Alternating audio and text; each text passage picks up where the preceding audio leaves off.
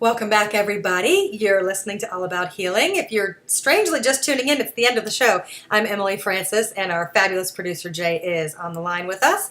And today's guest was Angela Wicks, and she is the author of Llewellyn's Book of Unicorn Magic. I want to make sure that that's correct because I just put it away, and I want to make sure that's right. Llewellyn's Little Book of Unicorns. So sometimes we make up our own titles in our heads, so I apologize for that. Llewellyn's Little Book of Unicorns. And it's Angela Wicks. And Angela is my acquisitions editor at Llewellyn. She is over my books, and I have a huge amount of respect for her and really adore her. She's somebody really special. And it's really neat to watch someone that you've worked with that's been in charge of your book. She was the editor for The Body Heals Itself, and she's the editor for my upcoming book. And it's neat because, you know, I trust her with all my work, my heart and soul of what I put down on paper. And it's such a joy to watch then the person turn around and they have their own book come out, and it's a very empowering book. It's a really beautiful, wonderful message about the unicorn magic and finding within yourself that sparkle, and also to do a little deep diving into who you are and when in your life you may have gotten stuck somewhere, and the inner dialogue or the outward and inner happiness and joy may have eluded you at some point.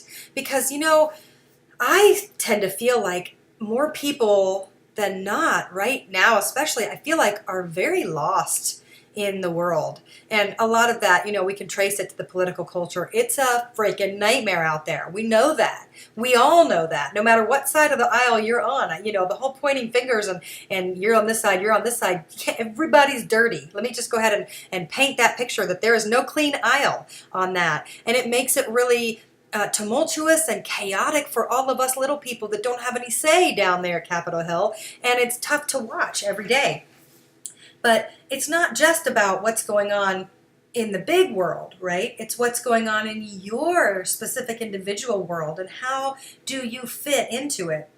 And you know, there's a lot of great information in this unicorn book about your own sparkle, what makes you have your sparkle, and what is your passion, and in doing a lot of reflection of self. Who are you? And is there a place in your life where you became stuck?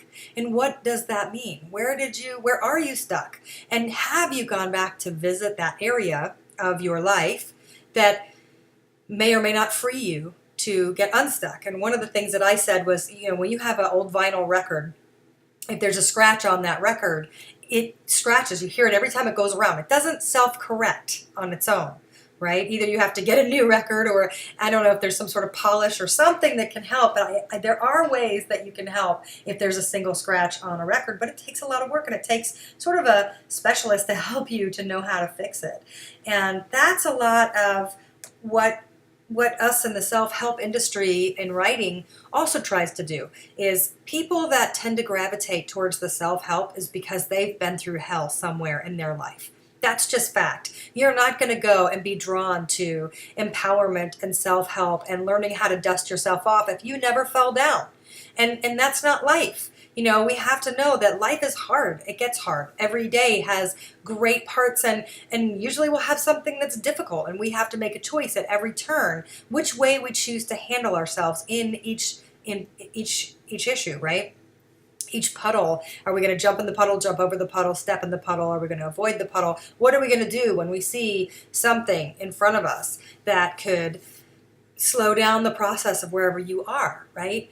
And that's an important part of self-reflection, because how are you going to be authentic in the world if you haven't done your work?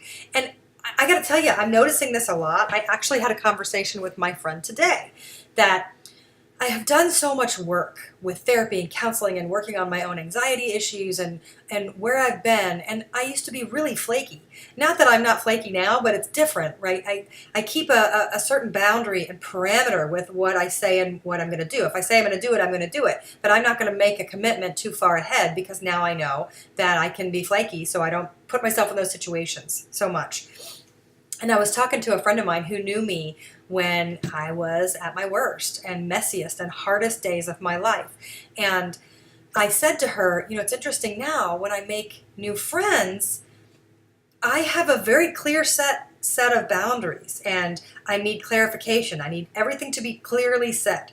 What you expect of me, what I expect of you, especially if we have each other's children in our possession. I need you to be available. I need to know what the parameters are and the expectations. And I found that it's very important to me to surround myself with people who have also done their work, their self-work, because I need to be able to trust what you say. I need to know that you're going to honor your word. I need to know that you're clear with your intentions. It doesn't mean that everybody's perfect. Nobody's perfect. We're all a work in progress. But I have to be around people that are willing to be in that work, that are willing to take part in their own reflection of self and know what parts of them may fall short and what parts of them sparkle and shine, and then know how to work within those ranges. You know, I don't always want to be everybody's cheerleader. I know how to do that, but it's exhausting. I want to give love and excitement and support where it's needed, but I don't want to go down with it. And I don't want to be a person that you can come to when you need to bitch and moan or nag or do your dark things, because I'm not your counselor either. You know, and I'm a body worker, so there's a lot of people that gravitate towards me, you know, either for what's going on in their bodies, how can I help them, how can we help with their energy or their physical body. And you know, I got to a point where it was like, you're going to have to get on my table and you're going to have to pay for the session, because I am not going to do this stuff for free anymore. But before I ever got into a profession that offered me that, taking the good things about me and making it work to help other people, I found that I was constantly finding people that were broken. Not really totally realizing that it's because I was broken, but because I wanted to be their helper and their fixer. I wanted to be the person that made things better for them. And that is exhausting. So it's really important, wherever you are in your life, to get very clear on who you are and spend a lot of time in that reflection of self before you put a lot of effort out there to the other people, because you could really, really wind up exhausted because you haven't done the foundational work that is who you are and what you represent and what you want to do in your days and how you want to spend them and who you want to be. Because it is important that we do a self-inventory. We take inventory of self. Where are we in our life? And where do I want to be? You know, and that's, you got to take stock and figure out where you fit into it and what things make you happy and what things make you feel special and safe and sacred, and what parts make you shine and what is the place that dulls that shine. So do a little introspection this week. Take some time out. Shoot me an email, emilyafrancis@gmail.com, and you will win a review copy of the Unicorn, Llewellyn's Book of Unicorn. I'm going to say it one more time. Llewellyn's Little Book of Unicorns. You guys have a great week. I'm Emily Francis. Thanks for being here. You've been listening to All About Healing. We'll see you back here next Wednesday.